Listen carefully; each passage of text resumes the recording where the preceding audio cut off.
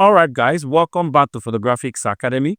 Alright, so today we're going to be transforming this particular image into something magical. And we're going to be using this particular background right here. Certainly, it's going to blow your mind. I already know what it will look like at the end of the day. Of course, I have a mindset of what I want to do. So join me as we transform this background and see how much we can do with it. So the first thing we need to do, of course, is to get our objects out from the background and leave our background the way it is so we can do all the magic we want to do on it. So just make a selection of the subject, right? Once the selection is done, right click and go to select inverse. I always like doing that. It doesn't actually mean that's the only way you can do it. Then of course go through your selections to make sure they are right. I think this would work except for here. We need to drag that in. Make few adjustments.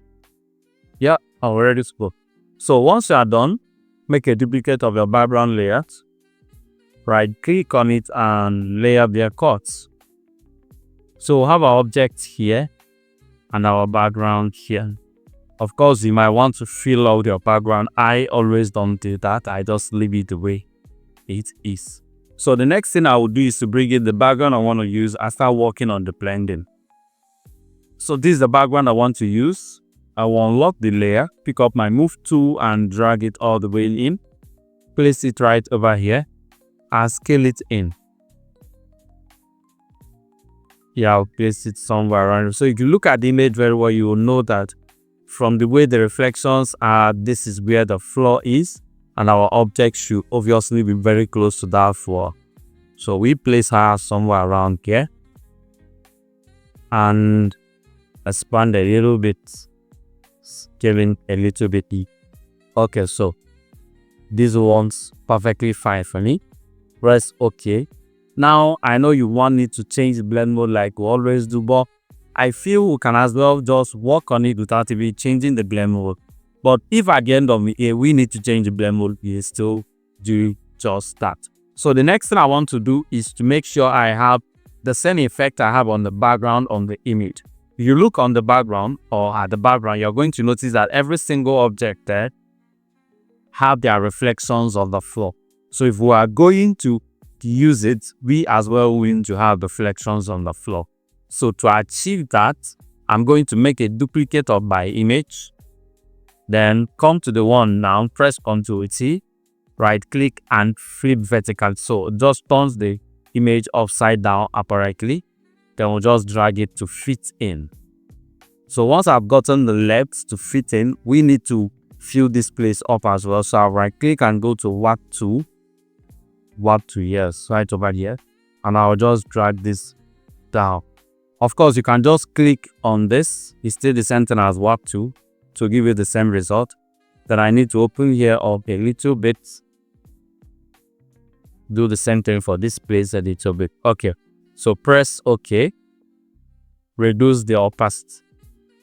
So you might want to just change the blend mode or just reduce the opacity. Any of them get the job there. So I'm going to stick with my opacity brought down. Good. So you might want to as well blow it out just a little bit, not enough to make it look very bad, or just slightly. It will be somewhere around 5. Press OK. So looking at the image now, it looks good, but there are a few things we need to fix. Number one, if you look at the image, you'll notice that the down part of her feet is slightly darker than the upper part, which I feel needs to be corrected. So I'll just make a selection of that area and brighten it up since we're already on a very high key jet background. I'm not going to lighten the dress. I like it the way it is over there, but for the skin, I'm going to definitely do the sounds. Very good. Change the blend mode to luminosity so that you are sure your color is not affected. The next thing I want to do is my shadows, right? I'm looking at the image now and I feel she's standing on the air. She's not having that contact with the floor. So there are a few ways we can actually get shadows. we can just create a shadow using our brush, right? We can restore the original shadow of the image. We can as well change the blend mode. So if we change the blend mode, this is what we're going to have. We'll keep it somewhere in the flow.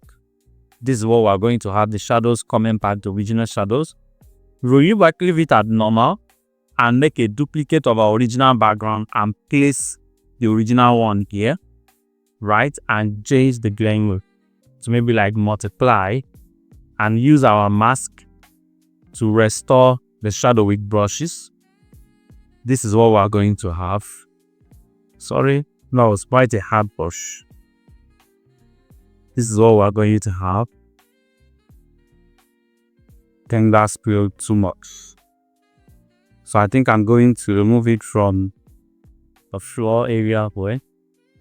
So this is what we're going to have with the shadow. We can even decide to, reduce the shadow effects inside here just a little. Then you can as well decide to change the blend mode to see if there are other blend modes that will make it look even more realistic. Like this one, I love the way it's handling it. Shadows are there, but we could still see the original background and all of that. But I think I'm going to stick with multiply because of a lot of lightening parameters. For example, which is standing here originally because of the way her dress is and the way this place appears, her dress should reduce the light that flows into here. So if that particular area have the same amount of light here, it's slightly not unrealistic. Then, to even make things even more beautiful, I'm going to apply a solid color on the background and let's see how it looks. So I'm going to go to my solid color and I feel strongly that a cyanish color is going to look really, really beautiful. It's even looking fine like this. So just change the blend mode to maybe like overlay or something slightly lighter. I actually like the way soft light handle it. Still gives it that glass feel. So we can just drop it down a little bit like that. Then you can as well just go in and move around and see if you could find any other color that would look even more soothing. But cyan still proves to be the best for me. So I'm going to stick with this. Looks really, really beautiful. And lastly, you might want to just do a global color grading. You can actually leave your image like this. Looks good. So we can come to our color work tables and just move it around and see what will really, really make our image stand out. This is beautiful. So nice. Okay, not bad. Not bad. Not bad. So I'm going to go for the first one I said that was beautiful. I like the way the saturation pushed out the colors and color of that. I think it was this. So if we just reduce it as much as we can, and we are good to go. I don't think the effect is see. All right. So this is the overall image. Let me show you the before and after. This is the before. This is the after. This is when we started. This is how we'll finish. Thank you so much for watching this amazing video. Do make sure you subscribe to our YouTube channel. And if you subscribe, click on the notification bell to get notified every single time we drop a new video. Until then, see you on the next one.